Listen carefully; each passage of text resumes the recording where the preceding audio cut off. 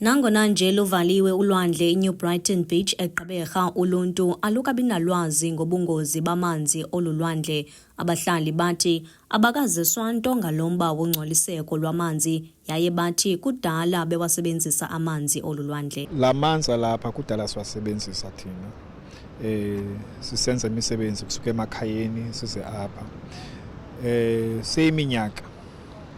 Kodwa kamva mhlawumbe zathe kuqaleke ngolonyaka okanye ekuzeni kuphela konyaka opheleyo sabona kuvaliwe apha singazi uba kuthiwa kuvalelwe ntoni na. Kodwa ke saweva mahemhem into okubana kuthiwa hayi ulwandle lumdaka. Besizicingela ke thina mhlawumbe hayi kucingelwa mhlawumbe ukhuseleko lwabantu ukuza kule ndawo kuba ke ikude ebantwini. Sayiva ukuthi hayi kuthiwa amanzi amdaka, singayiboni ngoba kungelamanzi kudala siwasebenzisa elo hlobo lulo khange sibone kujika kwemibala nento na. So ke sisaqhubekeka thina sasebenzisa ngoba sibona into erongo okanye mhlawumbe uthe umuntu xa engena apha emanzini waphuma enezilondo umzekelo hayi akho nto yenzekileyo. Njengoba ndibona ke nam ngokuba ndisaqhubekeka ndisasebenzisa. I-DA iphume iphulo yandwendwela olulwandle ukuze yenze uhlolo ngalomba othethela ezempilo zoluntu kwesi sixeko. Phantsi kwalo mbutho umthokozisi Nkosi uthi amanzi olulwandle anobungozi kakhulu. The water is highly contaminated with fecal matter. So basically there is a bacteria that is called E. coli or Streptococcus coli, which is a very dangerous bacteria that is associated with fecal matter.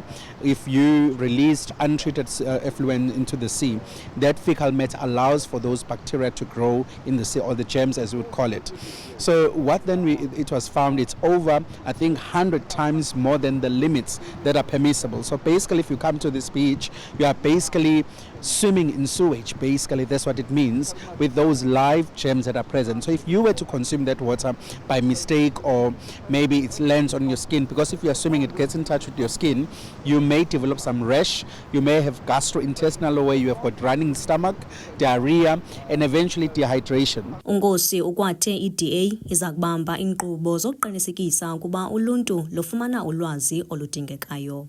One of the things that we are trying to do is public awareness, and here we are here today to try to raise public awareness that this is not a normal beach. As we are seated here today or standing and being interviewed by you, you can hear the music. They are here, traditional doctors, they are coming to this ocean because they have not received the message that this water is not safe. Okhokelayo kulombutho kwesi sixeko Redifo Dendal uthi umasipala akenzi ngokwaneleyo ukukhusela uluntu. Uthi ukubeka impawu zokuba luvaliwe ulwandle akuzukunceda, kufuneka kubekho onogada abaza kuqinisekisa ukuba uluntu alulusebenzisi olulwandle. Well, I think first of all, there's a sign here that tells the public that this is a dangerous stretch of beach, that the water is possibly contaminated, but there's absolutely no security. And as we were standing here, members of the public were actually making use of the beach. Just highlights that the municipality hasn't put measures in place to protect the safety of our potential bathers here. U-Odendal ukwagxeke umbutho lalayo ngelithi akho zinzame ezibonakalayo azenzayo ukunqanda le ngxaki yolulwandle. Uthi kungoku nje i-DA ibhalele isebe lamanzi nogutyulo lwelindle ukuba lungenelele. The reason this beach is closed is because of the lack of maintenance and proactive action from the municipality. This beach should have never been closed, but it's because this municipality is so broken and we haven't got engineers to try and deal with the issues of the infrastructure failures that we see in this bay. So the Democratic Alliance has now approached the Department of Water and Sanitation to ask them to do independent sampling of our ocean water. We've also approached the Department of Forestry, Fisheries and the Environment to also do their own testing. Umbutho we-DA uthi uza kuthi qolo usenza inzame zokuba isonjululo lengxaki olulwandle lube namanzi acocekileyo. Ukanti ngethuba sishicelela elinqaku besingekafumani impendulo kwiofisi kamasipala wesixeko.